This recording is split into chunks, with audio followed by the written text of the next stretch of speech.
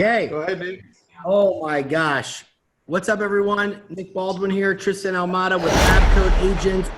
And we're back again because the first time Ryan Serhant was on, we had 20,000 people watching. Unbelievable. It went through the roof. It broke the internet.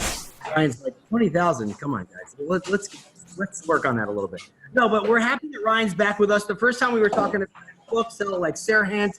And now we're back about Ryan's goal setting structure for 2020, how he gets into like the mindset for a new decade. But before that, let me just tell you a little bit about Ryan in case you don't know.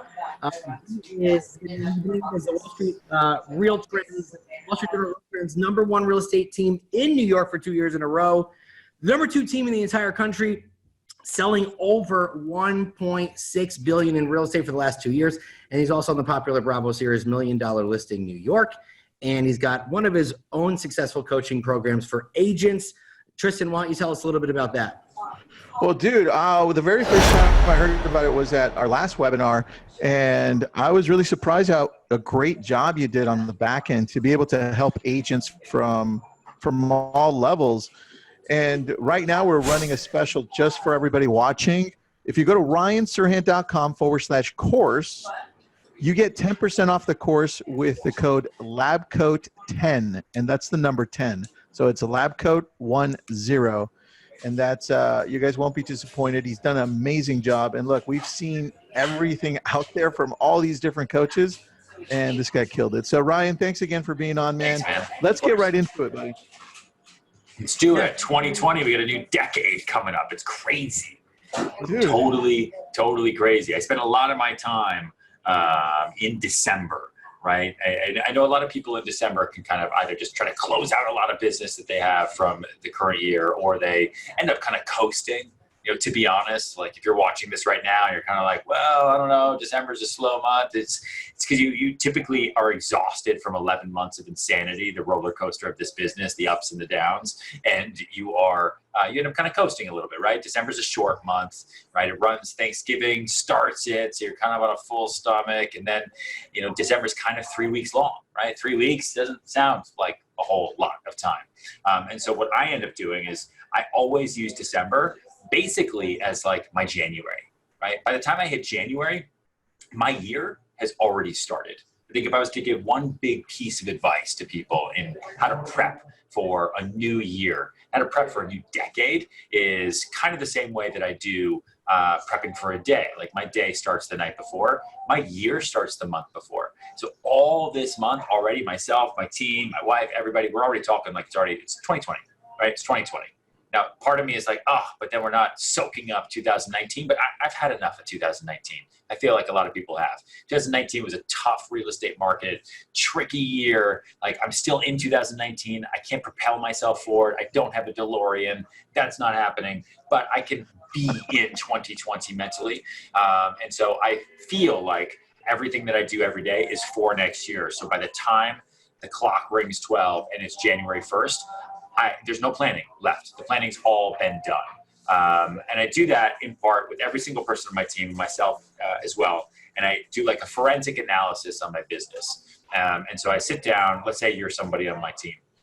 We sit down and we look at a sheet that has every deal that you've done over the past year. And if we can pull it together, we also pull together every deal you didn't do, right? That list is oftentimes way more productive for us to look at than just the deals you did.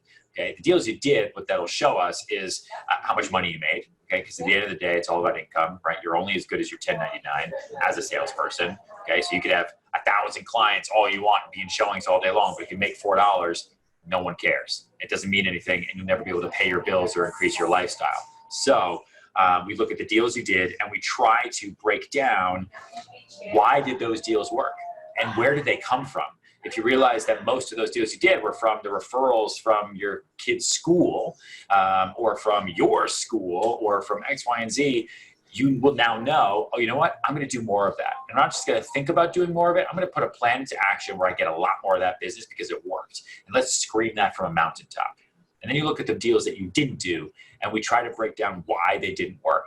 What was the reasoning? Was it because you couldn't get the buyers off the fence? Was it because you didn't have the right types of clients in your mind? Was it because of natural disaster? Was it because of interest rates? Whatever the reasons were for every single deal, you want to write them down. And oftentimes it's hard to remember because we try to block out the deals we don't do.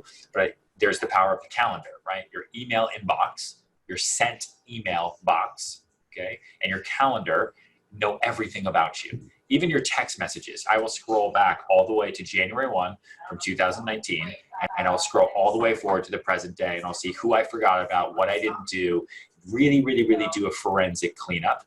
And then I'll write down for myself and for everyone on the team why the deals didn't work, what I could have done differently, and those are the things I'm then going to work on.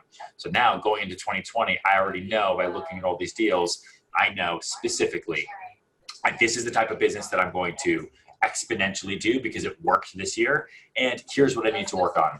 My negotiation skills just aren't where I thought they were. I keep dropping the ball when I'm $50,000 apart, and maybe I need to ask for more help.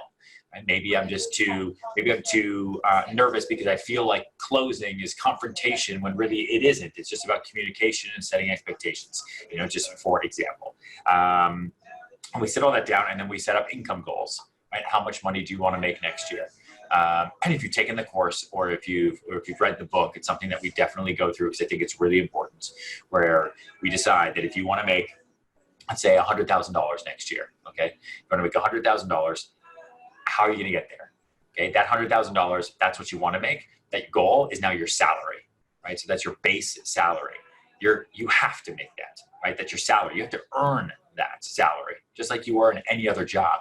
We just have the benefit of being entrepreneurs and being our own bosses with 1099s, where we don't have to punch in and punch out. Now you have to make some money, otherwise you're going to die. But that $100,000 goal that you just set for yourself, that is your base salary. So let's figure out how you're going to do it. And then we back the math. So then we look and we say, okay, the average home sale price in my neighborhood is $400,000, whatever the number is. Okay, the average commission on that sale is 2.5%. And my split with my brokerage is 50-50 because I'm brand new. Whatever that number comes out to, how many of those sales do you have to do next year? Okay, assuming they're all identical.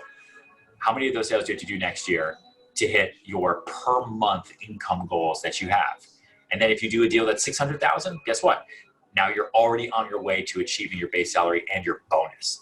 And if you hit your goal by July 1, you're forced to, by penalty of death, you must increase your goal. Otherwise you'll just end up coasting the last 6 months, and then that's never good. And so one thing that I'm doing right now, and I figured I would talk about it, so I just yelled at my assistant Jordan for it. I'm doing with everybody on the course, and I think it could be fun for you guys and everybody that's watching, is because I'm really big into forward thinking, planning. Right? And my planning for next year, for me personally, is very much for 2021. Like I'm already in my head also a year ahead, because everything I'm planning for 2020 is to put things into execution for the benefit of 2021. Just because I've seen what this business, I know things take a long time. A client I meet in January could buy in February, but they could also take a year of getting to know them. Right? Birthday parties, hanging out with them, kind of massaging that relationship, and that'll benefit me in 2021. And so I created this thing called the bucket list challenge. Maybe we send it to you guys, you put it on your page or something. Yeah. But what I wanted to do for everybody in the course, and we talked about this last night, and I can send it to you guys too, is I created this 2020 bucket list, this goal list. It's 20 things that you have to do in 2020. And if you do these things, you will do more business. Like it's just by default, right? If you do these things. And I told, all of my students and the course members, if you hit all of them and you check off all the boxes and you show me proof by taking photos of every single one, it's all in here. You'll get you will get a special gift, something super special. The first person to finish all of them is going to get an extra special gift. And then I'll promote everybody on, my Instagram, the Like Serhant Instagram, everything as much as you can. But on this list are one of the first things are you must host a dinner to network with multiple clients, right? We talk about that all the time. People oftentimes don't do that. It doesn't need to be an expensive dinner. You can have it at your mom's house. Okay, you can do it a picnic dinner. Everyone brings their own grilled cheese, BYOGC. Okay. You must attend a real estate conference. You must meet 5 new people each week. It's super important, right? And you need to write them down and add them to your database. You must create an email newsletter for your clients and push that out. You must post on social media platform of your choice at least 3 times a week for 4 weeks in a row and show us proof. You must hit a GCI goal and actually hit it. You must mail a certain amount of letters to your network. I mean, there's a lot of stuff. Host a creative out-of-the-box event or open house at a new listing. Like that's going to get you going for the muscle memory to be able to start doing that for other listings. Don't just show up with, you know, a chocolate and some 8.5 by 11 printed show sheets from your office, right? Think outside the box a little bit. And so I created all this. I can send this to you guys so you have it, but it is the It Like Serhant we'll email it. 2020 Bucket List Challenge. We'll email it to our database, and then we'll include the link to the course as well, so that if anybody wants to sign up. I've got a question for you, Ryan. Yeah. You mentioned earlier, a lot of agents, it hits Thanksgiving and they just automatically start to shut down and slow down, and they're like, oh, nobody buys or sells houses during the holidays. Right. Like, you don't see, any other businesses, like small businesses or large businesses, slowing down during the holidays. That's a very beautiful song. Right?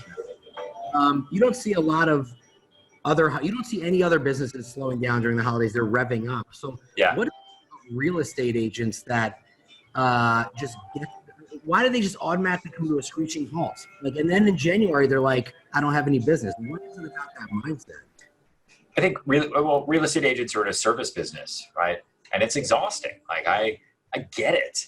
Like you just spent 11 months being beaten up by people and hosting open houses in the rain. And then you've got your own family and kids and life and, taking care of yourself, all that stuff. So I get it. In between Thanksgiving and Christmas is a time where we're almost like pre-wired to slow down.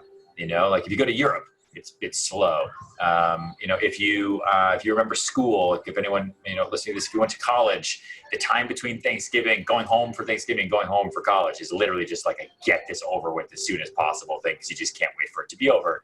And I feel like when we're young, that gets kind of engraved into our brains, and it's hard to shake that when we're adults, because the only thing that changes when we're adults is time, right? That's the only thing that changes. But in our brains, for 18 to 22 years while we're in school is embossed that December is a slow month. It's just for testing. Nothing really new happens. We'll pick up again in the first semester. So I think that's, especially in the United States, that's a big part of it. But I think too, listen, clients also are slow, right, in December. Not a lot of people want to move in December, especially if you are kind of in the north and it's cold like it is. Dude, it's 17 degrees out right now in New York right now. I'm sure it's cold where you guys are too. You're wearing a Spider-Man sweater. Seems like a cold spot, right? You got your winter beard on. It's great. Clients are slower. Their end of year stuff and kid stuff. So a lot of clients push things off to the beginning of the year, but that doesn't mean that we as salespeople, we as real estate agents should not be busy, right? We have lots of things that we can be doing, like prepping for 2020, doing all of our follow-up, like a simple task. Literally, if you don't have anything to do tomorrow morning for 2 hours, go into your email, go to January 1 of 2019, start scrolling. Who did you forget to reply to? Like what email even if I do it, I'm going to find things where I'm like, fuck, I left money on the floor there. God damn it. Just because it's there. And if you are an inbox zero person, like I try to be, then in your folders, clean them out or go through your text messages, go all the way back to January on your phone. There will be messages that you forgot to reply to, or clients that you're like, oh shit, I forgot to call that person back in April, right? Give them a call. Wish them a happy holidays. They probably bought something else, so it sucks, but listen, just give them a call. There's no shame in it. What's the worst that can happen? They don't pick up the phone? All right, well, this is terrible. Little things like that you can do that'll go a long, long way for your business in 2020. I have a question about your list. So you've got this list, you're working on it. It's February, end of February, early March. Yeah. How do you stay focused on these priorities that you've set for your goals? Like, this is what I'm going to do. How do you stay focused on that? Because March, over half the agents have forgotten about it. Yep, always, just like any New Year's resolution. So this isn't a resolution list, right? It's a goals list, and you have to hit your goals. And the best way to hold yourselves accountable is to have what I like to call an account-a-buddy, right? So you do it with somebody else. If you have someone in your office, another real estate agent that you really, really like, kind of a team member maybe, or you guys start at the same time, do it at the same time. Do it together. Be open with each other about money, deals, kind of that thing. Host the dinners together. Like, do things together. And if you don't want to do that because you're by yourself, you're kind of a one-person show, then you've got a partner, right? Your spouse, your partner, your boyfriend, your girlfriend. You've got a parent, right? You got a close cousin. I don't know. You got a best friend. Go to them and say, listen, I want to crush 2020. I want to move out of this damn apartment. I'm going to get myself a better house. I want to make this amount of money. I want to do this because I want a better life for myself. Here's my list of things I'm doing next year. I need you to hold me accountable, okay? Make it a game. If I don't do it by this date, you can punch me. Like, make it fun, right? Make it a game for people. We all love games, but it's like we hate process, which has just always been kind of confusing to me because they're kind of the same thing. Do you do the same thing? Do you have an account buddy, or do you do it a different way? No, man, I've got 5 of them that stand behind me all day long in the office that hold me accountable to everything, even things that aren't even on my list. Like, I didn't know I was accountable for that, but I guess I am. I'm assuming one of those is your wife too, you know? Yeah, also her. Yeah. Oh, for sure. There's a to-do list I have from her that I was never given, but I was given it. Yeah. Very common.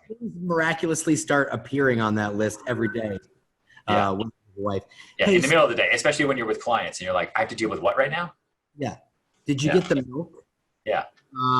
Ryan, so, people look at you, right, and they're like, man, this guy has a huge successful business. He's on a TV show.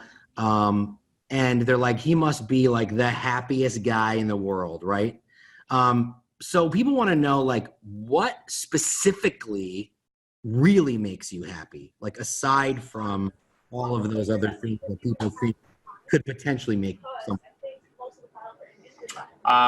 It's a good question. Listen, I think happiness is relative, right? I mean, like, I have great days and I have really, really bad days, and the more success you have, the more high quality your problems are. Like, I have massive bills, massive expenses that are super fucking stressful.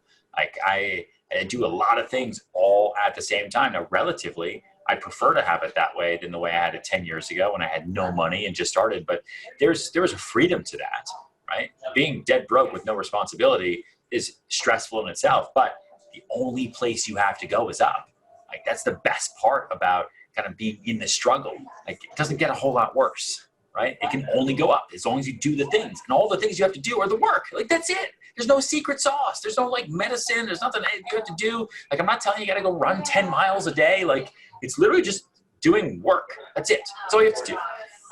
But once you achieve a certain level of success, then you can go down, then you can fail, right? And that's like for me. So the things that make me happy now, honestly, are less and less being with clients and more being in my office and brainstorming and thinking about creative things that I can do to make my business better. And like, what am I going to do in 2020? Like, let's come up with this bucket list challenge. Like, this kind of stuff really makes me happy because I can control it and I can't control the market. My baby, I have a baby. She makes me happy. She's hilarious. She's kind of mad at me right now, and I don't know why. I mean, she's 9 months old. Maybe she'll get over it, but like, but she's pretty great. And we're about to have our first Christmas with her, which is fun. We're going to see my mom and her and do the whole thing on Saturday. And then we'll be on a beach for New Year. So all that stuff makes me happy. That's awesome, bro. I love that, man. By the way, I love that quote. Can I just say, I love that quote. The more successful you are, the more high quality your problems are. Like, I think that's such a great mindset to look at, Yeah. Well, I mean, think about that too. People ask me all the time, how do I get into higher price points, right? How do I meet high-end clients? And my answer is always the same. It's, you need to be where high-end price point people hang out. Where do they hang out? If you do $2,000 a month rentals and then you hang out at a $2,000 a month bar, you're going to get $2,000 a month referrals from people that have $2,000 a month problems. Like those people are going to bitch and moan about the grocery bills and about the car payments and about this and about that, right? And $2,000 a month in New York City, just FYI, is a closet. Okay. In your area, maybe it's $200 a month. Okay. Just let's keep this relative. But if you go into a place that has, and someone told me this and it didn't make sense to me at the time until it absolutely did. Like you want to work with people that have private jets. Okay. A guy that can afford a private jet does not hang out with people who cannot afford private jets, because guess what? Misery loves company. That guy has bad days too, and he cannot complain about his life to someone who doesn't have a private jet. So if his jet is broken and he can't get to Miami on time, he's not going to call up or hang out at the bar with Bob, who like can't even afford to fly in the backseat of JetBlue, right? That guy's gonna be like, oh, really? Oh, your private jet's broken? Oh, boo-hoo. Like, it's, the guy gets it, okay? The guy with the jet, he understands. So, like, he will live, but everyone needs to vent. So it's the same thing, right? High-quality problems need high-quality friends to commiserate with. So if you want to get into a higher-end clientele and do bigger business, you need to be where those people are. Right? Don't be in your comfort zone. Don't hang out with the same 5 friends you've had since you were 10 years old who are all complaining about their jobs. Leave those people for a day. Go somewhere else. Go to a new club. Go to a new restaurant. But make sure you do your work and you meet people. You introduce people. You assimilate with them. You tell people what you do. You make new relationships. It's not just about being in the room and then, oh man, shit happened. Like, you got to work it, right? That's why they call it working the room. All right, dude. Good point. Question for you. You obviously have an elevated mindset, growth mindset, infinite mindset. How do you maintain that high level mindset for the people around you, your team, and those that are close to you? Because that affects you if you don't, right? So how do you do that? Crack cocaine. I did. That's Just Nick. kidding. I told you that. Just Nick, kidding. how many times did I tell you that, Nick? I always thought Tristan was wrong about that, but you just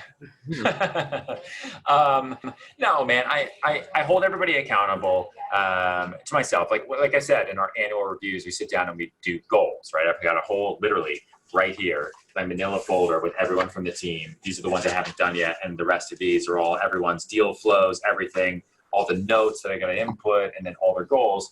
And they're accountable to me. Right? If they want to be on this team, if they want to work with me, if they want to use my name, if they want to bring me to pitches, if they want to do the kind of business that I do, then I'm going to hold you accountable. And it's okay to have bad months. It's okay to have a bad year. Like, it's all okay as long as there's clear communication and you understand, right? And you understand how this works. Like, I don't have a great day every single day, but I also like to provide systems, and I like to provide a family atmosphere where everybody who works with me knows that anybody can answer a question, anybody can ask a question. You know, people on the team team up with each other all the time and then do deals with someone else on the team because they just like to do that. It's like the coolest thing to see. I love that, man. All right. So question for you about family, because part of the planning process when it comes to your business and your life is family. How do you set time for your family so that you don't feel guilty that you didn't spend enough time with them throughout the year? It's hard, man. I don't have a great answer for that one. I will say that my wife is pretty understanding as best as she can. I do everything I can to spend Saturdays with the family. Sundays, for the most part, I have to work. I'm with the baby for, a little bit in the mornings. And then if I don't have anything to do at night, I try to get home in time to see her before she goes to bed. Otherwise, I don't. And then I FaceTime with them. I FaceTime with them every chance I can. If I'm getting up now and I'm going to go to the bathroom down the hall, I'll FaceTime them. I'll see if they'll pick up so she can hear me. I can see her face, like little things like that. But it's hard. Like, you can't have it both ways. You can't have the amazing life-work balance. It just doesn't work unless you're willing to sacrifice something, right? And I think that's okay as long as you put time limits on things, and you have to have clear and open and honest conversations with your partner and with your kids. If your kids are older, it's, I never want it to be a situation where my kids think, oh, well, daddy's just busy all the time. I want them, even when they're young, for me to be able to say, this is my job. This is how it works. This is what it provides. And this is what I think my goals are. Okay. Up until I'm 40, this is how it's going to work. And up until I'm 50, this is what I'm thinking, right? I want my kids to have kind of goals that way and know as they're growing up, like, wow, my dad was very goal oriented, and it helped because he needed that power of positive thinking and those vision boards, and all of that. So, but it's hard. It's hard. Hey, Ryan, You did. said You hit last that right time on. we were on with you, you said that there are times where, you'll go home at 6 o'clock and you'll, give your daughter dinner, a bath, and put her to bed. And then, you'll have to head back to the office till like 10 or 11. So I think that there's that work-life integration and not so much work-life balance, but, you got to fit it in where you can. So I really like that you said that, because I think a lot of people are going to resonate with that. Yeah, I think work-life integration is a great way to say it. That's beautiful. I love that. And there's a synergy to it, right? If you can, like client dinners, I always try to bring my wife if I can. At least invite her, right? Even if she doesn't want to go with them, it's really important. Even open houses, like come to the open house, bring the baby, and they're like, nah, I don't want to do that. Okay, fine, good, no problem, whatever you want to do.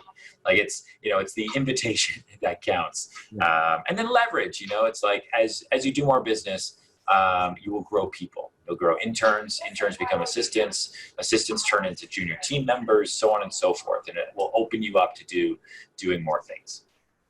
Yeah, 100%. Hey, so, you have an amazing business. You're selling like $1 billion a year, right? And so some people will be like, what more does Ryan need for his business? But I mean, the sky's the limit. There's no ceiling.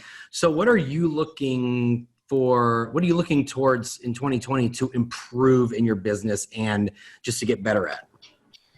I want to expand more so in the business. I want to grow the team. I want to write another book, which we're working on right now. I want to get more projects, do more new development business that we already do, but I just want to do a lot more of it. And I want to expand it to different networks. Like I am a real estate agent on an island. Okay. Manhattan is a big island, but it is still technically an island. There's a lot of world out there, and the sales skill of being able to sell real estate agent is one that you can use anywhere. All you need to do is other than licensing, right, is just have the knowledge. And if you have the knowledge and learn the product, if you know how to sell, you can sell anything, anywhere. And that's like, that's kind of what I was saying. Like my goals that I have right now going into 2020 aren't for 2020. Like, yes, they're to make 2020 awesome, but my goals are for 2030. Like I am 35. I'm thinking about me at 45, because before I know it, I'm going to be there, right? I will be there. And half my life will be over, right? Relatively speaking, unless I live to like 100 or something crazy, but I don't think I will. I live in New York City, right? Everyone here dies early. Smoke and the fumes and the exhaust and the stress. But like, that's something that I think about, right? And I want to make sure that I use the absolute best use of my time. A lot of your answers here are pretty authentic, man. I appreciate the transparency, because a lot of people we talk to are like, well, it's we do this and that and this, but you just told me a lot of stuff that I want to hear. So I love that. Well, here on that note, man, what a lot of us make plans and we have these goals and we don't accomplish them. It takes longer than we thought, or sometimes we just forget about them.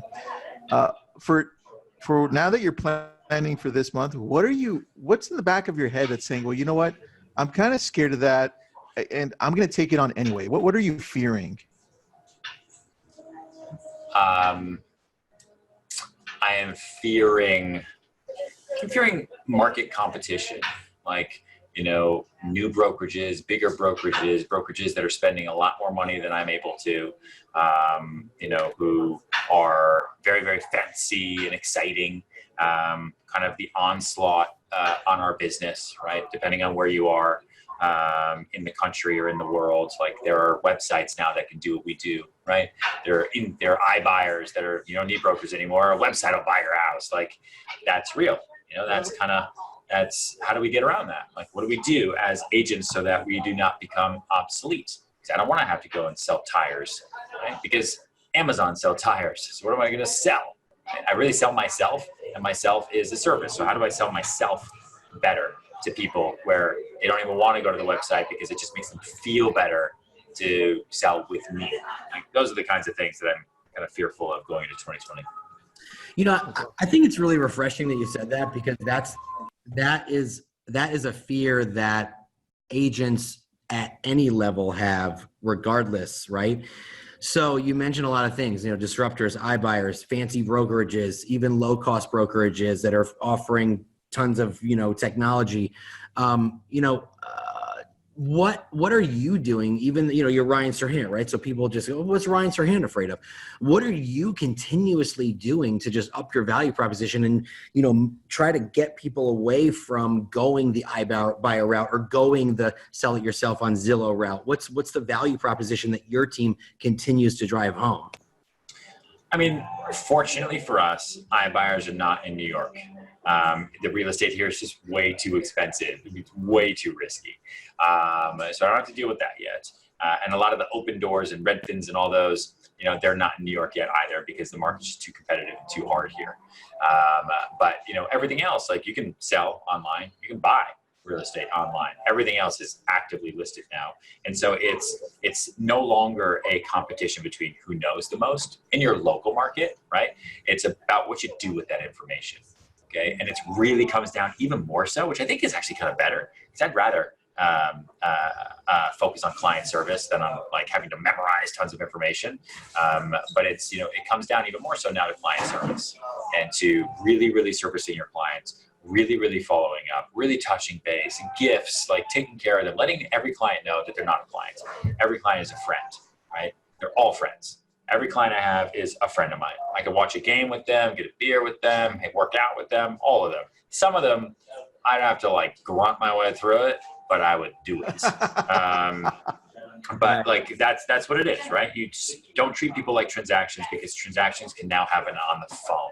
Treat people like long-lasting relationships, and then you're worth it, right? And then your fee, your commission, that people don't even think about because their friend is helping them with one of the scariest transactions of their entire life.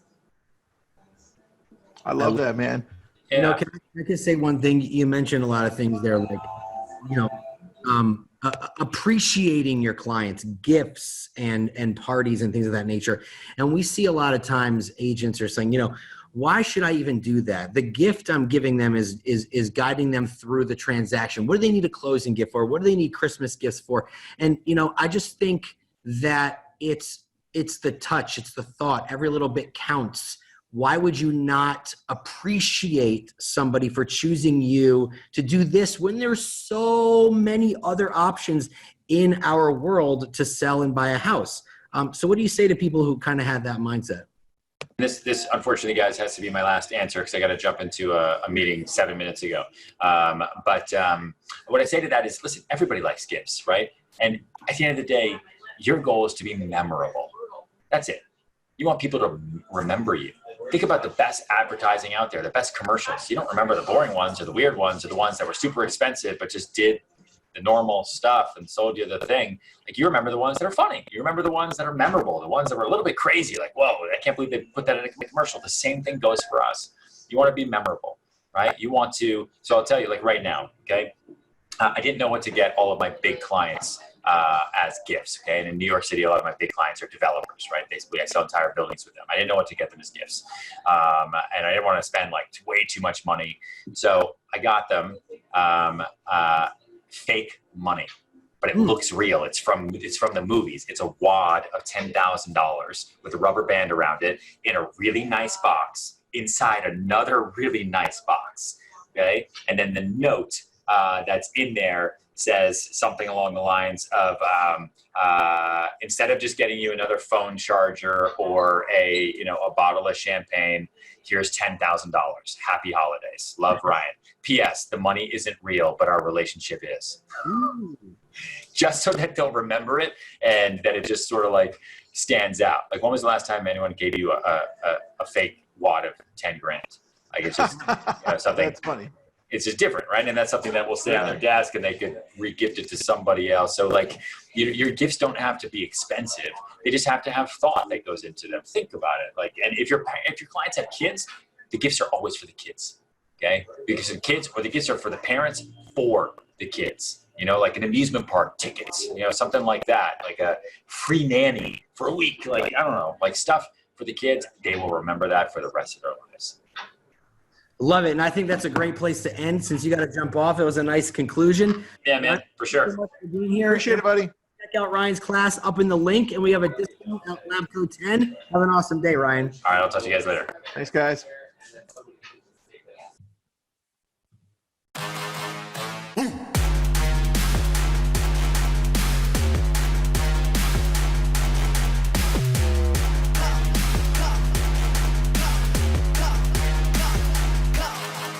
Boom.